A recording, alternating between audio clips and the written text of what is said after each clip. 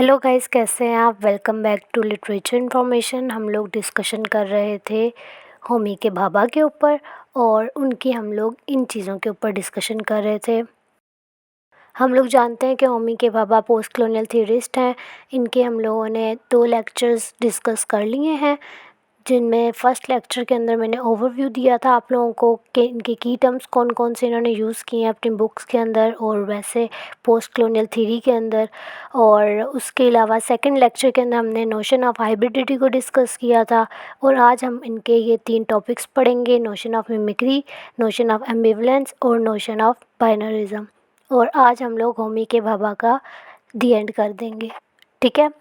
अच्छा, आप लोगों को पता है पोस्ट कॉलोनियल राइटिंग क्या होती है, पोस्ट कॉलोनियल थ्योरिस्ट क्या होते हैं और इनका काम क्या होता है।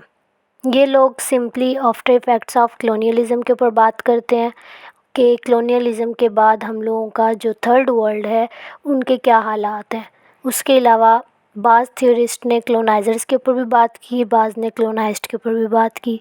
ज़्यादातर ने कॉलोनाइज्ड पीपल की बात की कि उनकी जो एक्सप्लॉयटेशन हुई और जो इनकी डिस्ट्रक्शन हुई उसके ऊपर डिस्कशन की उन्होंने।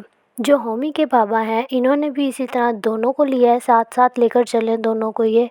तो जो नोशन ऑफ हाइब्रिडिटी है उसको हम लोग डिस्कस कर चुके हैं। अब हाइब्रिडिटी हम डिस्कस कर चुके हैं।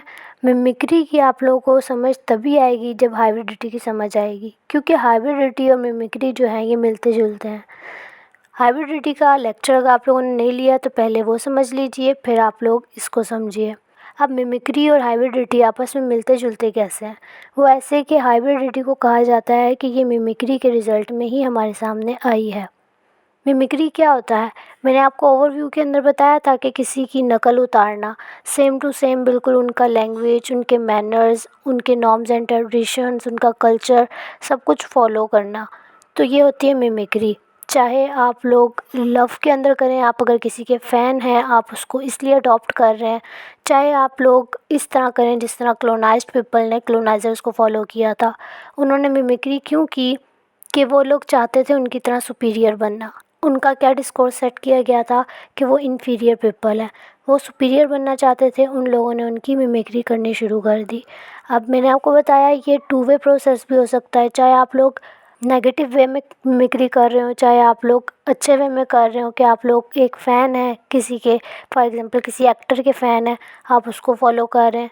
तो इस तरह ये मिमिक्री 2 वे प्रोसेस हो सकती है। अब होमी के भाभा का कॉन्सेप्ट मिमिक्री का ये है, वो कहते हैं कि कॉलोनाइज्ड पीपल ने कॉलोनाइजर्स को फॉलो किया, उनकी तरह एक्ट किया और उनकी क्या कॉपी सामने आई, एक ब्लर्ड कॉपी, बिल्कुल कॉलोनाइजर्स की तरह, ठीक है। मिमिक्री के बारे में होमी के भाभा ने ये भी कहा है कि ये मॉकरी से दूर नहीं है, एक तरह का मॉक है ये मिमिक्री। बेसिकली मिमिक्री एक प्रोसेस है जिसमें हम बिल्कुल सेम टू सेम दूसरे बंदे जैसा एक्ट करते हैं और लोग पहचान नहीं पाते कि हम कर क्या रहे हैं, और ये सेम टू सेम वही बंदा बिल्कुल लग रहा है जिसको हम फॉलो कर रहे होते हैं। तो इसी तरह कॉलोनाइजर्स को फॉलो करना, उन्हीं का बिहेवियर, उन्हीं की लैंग्वेज, उन्हीं का कल्चर सब फॉलो कर रहे होते हैं हम। तो इसी तरह कॉलोनाइजर्स को फॉलो करना, उनके कल्चर को, उनके मैनर्स को, उनकी लैंग्वेज को बाय कॉलोनाइज्ड पीपल, तो ये एक तरह की मॉकरी बोल रहे हैं होमी के भाभा। जैसे भी मैंने आप लोगों को एग्जांपल्स देके बताया कि आप लोग ये 2 वे प्रोसेस है, आप लोग इस तरह भी कर सकते हैं जिस तरह आप कभी किसी एक्टर के फ़ैन हैं तो आप उसको फॉलो कर रहे हैं, तो ये सब कुछ मिमिक्री के अंदर आएगा। और आप इस तरीके से भी फॉलो कर सकते हैं कि आप बाय फोर्स फॉलो कर रहे हो या नेगेटिव वे में फॉलो कर रहे हो या किसी का ऐसी मजाक उड़ा रहे हो तो आप उसको फॉलो कर रहे हो। तो इनडायरेक्ट या डायरेक्ट आप मिमिक्री कर रहे होते हैं। अगर आप लोगों को मिमिक्री की समझ नहीं आ रही है अभी भी, तो एक इंडियन शो है कपिल शर्मा का आता है, उसके अंदर मिमिक्री बहुत ज़्यादा होती है और बहुत से लोगों ने ये नाम सुना हुआ भी होगा। तो ये उसके अंदर जो मिमिक्री हो रही होती है ना, डिफरेंट एक्टर्स का वो गेटअप किया हुआ होता है और उनको फॉलो करके उन्हीं की तरह बोल रहे होते हैं, उन्हीं की तरह लैंग्वेज, उन्हीं के फिल्म के डायलॉग्स। तो ये सब कुछ होती है मिमिक्री, ठीक है। कि ख़ुद को एक ऐसा पर्सन बना लेना कि आपको ख़ुद को दूसरे लोगों के थ्रू जाने, ठीक है। नेक्स्ट अब हम लोगों के पास आ रही है एम्बिवलेंस। ये मैंने आपको बताया था कि ये एक कम्प्लेक्स मिक्सचर है फीलिंग्स का। आप लव और hate at a same time करते हैं। आप एक चीज़ को बुरा समझते हो लेकिन उसको फॉलो भी करते हो। ये एक रिलेशनशिप था कॉलोनाइजर्स और कॉलोनाइज्ड के बीच में। अब क्लोनाइज़र्स जो थे वो क्लोनाइज्ड को इन्फीरियर कहते थे और क्लोनाइज्ड जो थे वो क्लोनाइज़र को करप्ट कहते थे। तो इनका आपस में रिलेशनशिप एक एम्बिवलेंट टाइप है। ये इनका रिलेशनशिप एक्सप्लॉयटेशन भी है और नरिशमेंट भी है एट अ सेम टाइम। मतलब एक तरफ आपकी एक्सप्लॉयटेशन हो रही है तो एक तरफ कुछ आप ऐसे एक्सपीरियंसेस कर रहे हो इस दौरान कि वो एक्सपीरियंसेस करने के बाद आप आगे तरक्की हासिल कर सकते हो। अगर इसको एग्जांपल के थ्रू समझाऊं मैं आप लोगों को, तो एक तरफ इंग्लिशमैन है, आप उसको नापसंद करते हो, दूसरी तरफ आप उन्हीं के तौर तरीक़ों को फॉलो कर रहे हो। तो ये आपका अट्रैक्शन और compulsion at a same time हो रहा है। आप अपनी लाइफ में हर जगह ये चीज़ें देख सकते हैं। आपके ड्रेसेस, आपकी फ़ैशन सेंस, आपका खाना पीना, आप खुद की भी लाइव एग्जांपल भी ऐड कर सकते हैं। अब हमें सोशल मीडिया जो है ये भी यही सब कुछ दिखा रहा है।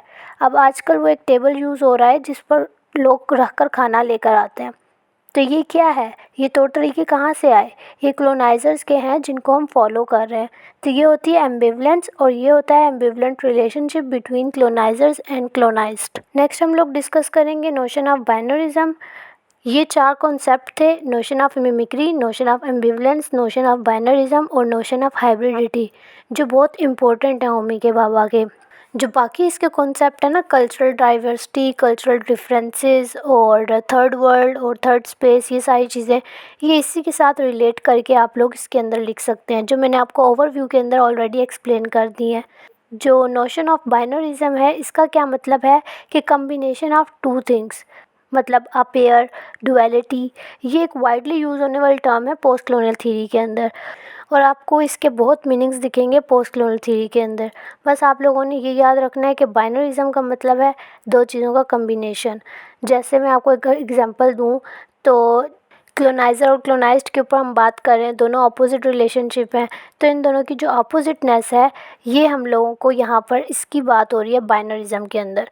चाहे वो अब सेंटर हो या मार्जिन हो, सिविलाइज्ड हो या प्रिमिटिव हो, गुड हो, इविल हो, ब्लैक हो, वाइट हो, सुपीरियर हो, इन्फीरियर हो, तो आपको इसके कई मीनिंग्स दिखेंगे पोस्ट कॉलोनियल थ्योरी में।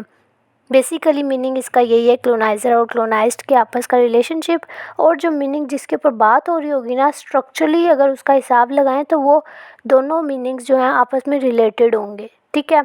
एक बाइनरी सिस्टम में ये चीज़ भी आएगी कि आफ्टर इम्पीरियलिज्म जो इन्वेंशन हुई कंसेप्ट ऑफ रेस की, रेसिज्म भी इसी तरह है कि ब्लैक और वाइट में फ़र्क कर देना। उनके स्कूल्स, उनके बस स्टेशंस, उनके रहने की जगह सब कुछ अलग। अगर हम सम अप करें तो ये 4 कॉन्सेप्ट होमी के भाभा के जो थे ये बहुत इम्पोर्टेंट थे। इन 4 कॉन्सेप्ट्स को अगर हम लोग समझ लेंगे तो आपको होमी के भाभा की थ्योरी की समझ आ जाएगी। यही कॉन्सेप्ट इन्होंने अपने एक्सप्लेन किए हैं बुक्स के अंदर और यही कॉन्सेप्ट आगे आप लोग यूज़ कर सकते हैं उनकी क्लोनाइज़र और क्लोनाइज्ड की स्टडी के अंदर।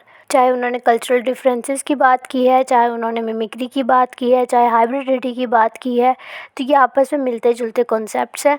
बस आप लोगों ने कॉलोनियलिज़म, इम्पीरियलिज़म और आफ्टर इफ़ेक्ट्स ऑफ कॉलोनियलिज़म इनको याद रखना है।